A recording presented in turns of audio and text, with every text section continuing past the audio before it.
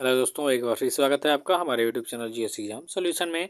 और दोस्तों, जैसा कि आप लोग जानते हैं कि डेली 8 बजे रात को आपको स्टैटिक जीके की क्लास दी जाती है।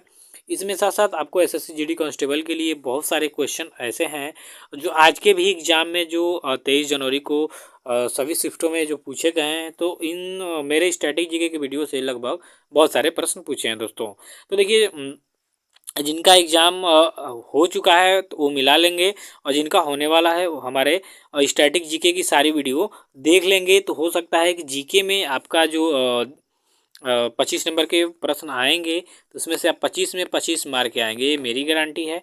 तो दोस्तों, चैनल को सब्सक्राइब कर दीजिएगा। और चलिए, आज एसएससी जीडी कांस्टेबल के लिए स्टैटिक जीके की वीडियो को कवर करेंगे। इसके साथ साथ आप अन्य किसी भी एग्जाम की तैयारी कर रहे हैं तो ये वीडियो आपके लिए इम्पोर्टेंट होगी। तो चलिए, पहला प्रश्न आ चुका है मित्रों। पहला प्रश्न है कि भारत की राजभाषा क्या है। विकल्प ए है हिंदी, बी है अरबी, सी है अंग्रेजी और डी है उर्दू। तो भारत की राजभाषा का जो कहेंगे तो भारत की राजभाषा है हिंदी। ठीक है, भारत की राजभाषा कौन है दोस्तों? हिंदी। और दूसरे नंबर का प्रश्न है कि पंजाब केसरी के नाम से कौन प्रसिद्ध हैं। विकल्प ए बाल गंगाधर तिलक, बी है लाला लाजपत राय, सी है चंद्रशेखर आज़ाद और डी है भगत सिंह। तो पंजाब केसरी के नाम से दोस्तों अगर जो बात करेंगे तो आपके लाला लाजपत लाजपत जो राय हैं यह प्रसिद्ध हैं। ठीक है, पंजाब केसरी के नाम से। तो विकल्प यहाँ बी आपका सही उत्तर हो जाएगा, लाला लाजपत राय। तीसरे नंबर का प्रश्न है दोस्तों कि समुद्र की गहराई किस यंत्र से मापी जाती है। विकल्प ए रेन गेज, बी है अल्टीमीटर, सी है फायदोमीटर और डी है रिएक्टर स्केल। तो देखिए, फायदोमीटर जो है, फायदोमीटर इससे क्या की जाती है तो समुद्र की गहराई मापी जाती है। तो विकल्प आपका सी इसका क्या हो जाएगा? सही उत्तर हो जाएगा। चौथे नंबर का प्रश्न है कि क्षेत्रफल की दृष्टि से भारत का सबसे बड़ा राज्य कौन है। देखिए, आज के प्रश्न में आया था कि क्षेत्रफल की दृष्टि से सबसे छोटा राज्य कौन है और दूसरा सबसे छोटा राज्य कौन है। तो सिक्किम है एक। ठीक है, सिक्किम। तो सॉरी, इसका देखेंगे कि क्षेत्रफल की दृष्टि से भारत का सबसे बड़ा राज्य कौन है। विकल्प है मध्य प्रदेश, बी है आंध्र प्रदेश, सी है उत्तर प्रदेश और डी है राजस्थान। तो क्षेत्रफल की दृष्टि से अगर जो बात करेंगे दोस्तों तो राजस्थान सबसे बड़ा राज्य है। ठीक है, सबसे बड़ा राज्य है। सबसे बड़ा राज्य तो आपका राजस्थान होगा और सबसे छोटा राज्य आपका हो जाएगा गोवा। ठीक है, यहाँ जनसंख्या की बात हुई थी। जनसंख्या की से संबंध क्वेश्चन आया था आज में कि सर्वाधिक सबसे कम जनसंख्या वाला राज्य कौन है। ठीक है, तो उसमें आपका सिक्किम था। ठीक है, न्यूनतम जनसंख्या वाला राज्य। और दूसरा सबसे छोटा राज्य कौन है। तो ऐसे क्वेश्चन आए थे। तो आज का हो सकता है कि आगे वाले क्वेश्चन में ये पूछेगा कि क्षेत्रफल की दृष्टि से भारत का सबसे बड़ा राज्य कौन है, राजस्थान, या छोटा राज्य कौन है तो गोवा है। ठीक है, आप याद रखिएगा।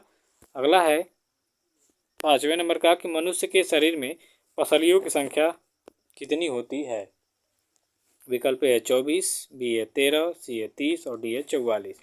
तो बात करेंगे कि मनुष्य के शरीर में पसलियों की। ठीक है, जो बात करेंगे पसलियों की, तो मनुष्य के शरीर में जो है 24 जो पसलियाँ होती हैं पाई जाती हैं, 24। ठीक है, 24 इसका सही उत्तर होगा। 6वें नंबर का प्रश्न है कि इसरो की स्थापना कब हुई थी। तो इसरो की स्थापना दोस्तों आपका 1969 में हुई थी। तो विकल्प यहाँ आपका जो बी दिख रहा है ये सही उत्तर हो जाएगा। इसरो क्या है तो इंडियन स्पेस रिसर्च ऑर्गेनाइजेशन, यानी भारतीय अंतरिक्ष अनुसंधान संस्थान है। ठीक है, तो इसकी स्थापना आपकी 1969 ईस्वी में हुई थी। तो ऑप्शन बी आपका सही उत्तर होगा। चलिए, 7वें नंबर का प्रश्न पे देख लेंगे कि विश्व कैंसर दिवस जो है कब मनाया जाता है। तो प्रतिवर्ष जो है विश्व कैंसर दिवस जो है आपका यह 4 फरवरी को मनाया जाता है। किस फरवरी को दोस्तों? 4 फरवरी को। बात करेंगे राष्ट्रीय विज्ञान दिवस की तो वो 28 फरवरी को मनाया जाता है। तो यहाँ पूछ रहा है कि विश्व कैंसर दिवस कब मनाया जाता है तो 4 फरवरी को मनाया जाता है। तो इसका जो विकल्प सी हो जाएगा ये सही उत्तर हो जाएगा इसका, कि विश्व कैंसर दिवस जो है आपका 4 फरवरी को मनाया जाता है। ठीक है, चलिए 8वें नंबर का प्रश्न देख लेंगे कि किस तत्व की कमी से घेंघा रोग होता है। तो दोस्तों, आप लोग जानते हैं कि जो आयोडीन होता है, अर्थात नमक में आयोडीन पाया जाता है। तो आयोडीन की जब हमारे शरीर में कमी होती है तो घोंघा नामक रोग होता है। तो आयोडीन की कमी से जो आपका घोंघा रोग है यह उत्पन्न होता है। तो आयोडीन की कमी हो जाएगा इसका सही उत्तर, यानी विकल्प हो जाएगा डी। 9वें नंबर का प्रश्न देख लेंगे कि रेशम पालन को क्या कहा जाता है, यानी रेशम जो पालन किया जाता है उसको वैज्ञानिक भाषा में क्या कहा जाता है। विकल्प आपके सामने दिया हुआ है। तो देखिए रेशम पालन जो होता है इसे सेरीकल्चर कहा जाता है। क्या कहा जाता है? सेरीकल्चर। तो ये बहुत इम्पोर्टेंट प्रश्न है दोस्तों, वेरी इंपॉर्टेंट कर लीजिए, ये बहुत ही इम्पोर्टेंट प्रश्न है। तो रेशम पालन जो होता है वो सेरीकल्चर कहा जाता है। तो यहाँ जो विकल्प आपका ए दिख रहा है ये आपका सही उत्तर हो जाएगा कि रेशम पालन जो है सेरीकल्चर के नाम से जाना जाता है। वैज्ञानिक नाम से, वैज्ञानिक के दृष्टिकोण से उसे सेरीकल्चर कहा जाता है। अगला है आपका 10वें नंबर का प्रश्न कि निम्न में से सबसे छोटा ग्रह कौन है। ये वेरी इंपॉर्टेंट प्रश्न है, सभी आपके एग्जाम में आ सकते हैं। तो सबसे छोटा जो ग्रह की बात करेंगे तो यह आपका बुध होगा, सबसे छोटा ग्रह। ठीक है, यह सूर्य के सबसे नज़दीक है। देखिए सूर्य के सबसे नज़दीक है आपका बुध, उसके बाद है शुक्र, उसके बाद है आपकी पृथ्वी। तो ये तीसरे नंबर पे आपकी पृथ्वी होती है। और पृथ्वी पे ही सौरमंडल का एकमात्र पृथ्वी ग्रह है जिस पे क्या है, जीवन है। बाकी अन्य किसी भी आपके ग्रहों पे जीवन नहीं मिलेगा। तो जो बुध होगा यह सबसे छोटा ग्रह होगा, तो विकल्प आपका बी हो जाएगा। 11वें नंबर का प्रश्न है दोस्तों कि हड़प्पा सभ्यता की खोज किसने की थी। तो देखिए हड़प्पा सभ्यता की खोज 1921 में जो है आपके दयाराम राय बहादुर साहनी ने किया था। तो यहाँ जो विकल्प आपका सी दिख रहा है यह सही उत्तर हो जाएगा कि हड़प्पा सभ्यता की खोज दयाराम साहनी ने किया था। कब किया था? तो 1921-22 के कार्यकाल में किया था। अगला है 12वें नंबर का प्रश्न कि अर्जुन पुरस्कार किस क्षेत्र में दिया जाता है। तो मित्रों अर्जुन पुरस्कार जो है यह खेल कूद के क्षेत्र में दिया जाता है। देखिए खेल कूद में जो खिलाड़ी का उत्कृष्ट प्रदर्शन रहता है उन्हें क्या किया जाता है कि अर्जुन पुरस्कार जो है यह दिया जाता है। तो जैसे भारत में आपका विराट कोहली, रोहित शर्मा, इन लोगों को आपका अर्जुन पुरस्कार मिल चुका है। तो खेलकूद में जब आपका बढ़िया प्रदर्शन रहेगा तब आपको अर्जुन पुरस्कार से सम्मानित किया जाएगा। तो अर्जुन पुरस्कार जो है खेलकूद के क्षेत्र में दिया जाता है। अगला है अंतर्राष्ट्रीय महिला दिवस कब मनाया जाता है। देखिए महिलाओं के आगे बढ़ने के लिए अंतर्राष्ट्रीय महिला दिवस मनाया जाता है प्रतिवर्ष, अंतर्राष्ट्रीय यानी पूरे विश्व में। तो यह 8 मार्च को मनाया जाता है और यह दिवस बहुत ही खास होता है महिलाओं के लिए। तो इसके दृष्टिकोण से यह बहुत ही इम्पोर्टेंट प्रश्न है। तो आपका विकल्प ए हो जाएगा 8 मार्च सही उत्तर। 14वें नंबर का प्रश्न है कि मोहम्मद गौरी जो था कहाँ का शासक था। तो मोहम्मद गौरी जो था दोस्तों वह अफ़गानिस्तान का शासक था। ठीक है, कहाँ का? अफ़गानिस्तान। तो इस तरह से अफ़गानिस्तान आपका जो विकल्प बी है ये इसका क्या हो जाएगा, सही उत्तर हो जाएगा। 15वें नंबर का प्रश्न है दोस्तों कि मुगल काल में सर्वप्रथम किस शहर में अंग्रेजों ने अपने कारखाने स्थापित किए। तो मुगल काल में देखिए सबसे पहले जो कारखाने स्थापित किया गया था सबसे ज़्यादा तो सूरत में। क्यों? क्योंकि सूरत में कपड़ों का व्यापार बहुत ही अपने चरम सीमा पे था। माने सूरत में उस समय बहुत ज़्यादा कपड़ों का क्या किया जाता था, व्यापार किया जाता था। तो अंग्रेज भारत से सूती वस्त्र बहुत डिमांड था इनके देशों में, तो इसलिए सर्वाधिक जो व्यापारिक कोठियाँ यानी कारखाने स्थापित किए वो आपके सूरत में, आपके गुजरात में जो सूरत पड़ता है यहीं पे क्या किए, ज़्यादा बसाए। तो सूरत इसका राइट आंसर हो जाएगा विकल्प सी। 16वें नंबर का प्रश्न है मित्रों कि विद्युत बल्ब का फिलामेंट किसका बना होता है। यह देखिए बहुत ही इंपॉर्टेंट प्रश्न है, आ सकता है। तो जो विद्युत बल्ब का फिलामेंट होता है वो आपका टंगस्टन धातु का बना होता है। तो टंगस्टन इसका क्या हो जाएगा, राइट आंसर हो जाएगा विकल्प डी। ये विद्युत बल्ब का फिलामेंट टंगस्टन का बना होता है। 17 नंबर का प्रश्न है कि नुआखाई महोत्सव किस राज्य में मनाया जाता है। तो नुआखाई जो महोत्सव है दोस्तों वो आपके उड़ीसा राज्य में मनाया जाता है, उड़ीसा। ठीक, तो इसका राइट आंसर आपका हो जाएगा उड़ीसा विकल्प ए कि नुआखाई महोत्सव उड़ीसा में मनाया जाता है। अगला है 18 नंबर का प्रश्न कि भारतीय राष्ट्रीय कांग्रेस के प्रथम भारतीय अध्यक्ष कौन थे।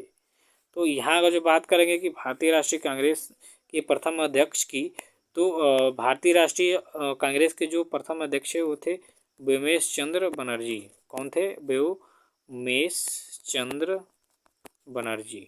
ठीक है, ये आपके कांग्रेस के प्रथम भारतीय अध्यक्ष थे। अगला है 19 नंबर का, दुधवा राष्ट्रीय उद्यान कहाँ स्थित है। तो देखिए दुधवा राष्ट्रीय उद्यान जो है आपके उत्तर प्रदेश में स्थित है। तो आपका जो विकल्प सी दिख रहा है यह आपका राइट आंसर होगा उत्तर प्रदेश।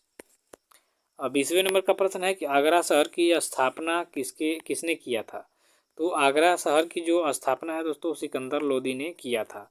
लगभग 1504 या 5 ईस्वी में इन्होंने क्या किया था कि आगरा शहर की स्थापना की थी। कौन? सिकंदर लोदी। सिकंदर लोदी जो था यह लोदी वंश का शासक था। इनके बाद इब्राहिम लोदी आएंगे तो उनको बाबर जो है पानीपत के प्रथम युद्ध में हरा देगा और उनको मार देगा 1526 में। तो चलिए नेक्स्ट क्वेश्चन देखेंगे 21 नंबर का कि विश्व का सबसे बड़ा महाद्वीप कौन है। तो विश्व का सबसे बड़ा महाद्वीप है दोस्तों एशिया महाद्वीप। ठीक है, तो एशिया महाद्वीप ये क्या है आपका सही उत्तर होगा कि सबसे बड़ा महाद्वीप कौन है, एशिया महाद्वीप, विकल्प ए।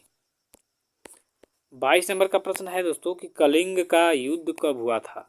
तो कलिंग की युद्ध की बारे में बात करेंगे तो इसका युद्ध हुआ था आपका 261 ईसा पूर्व में। किसके किसके बीच हुआ था?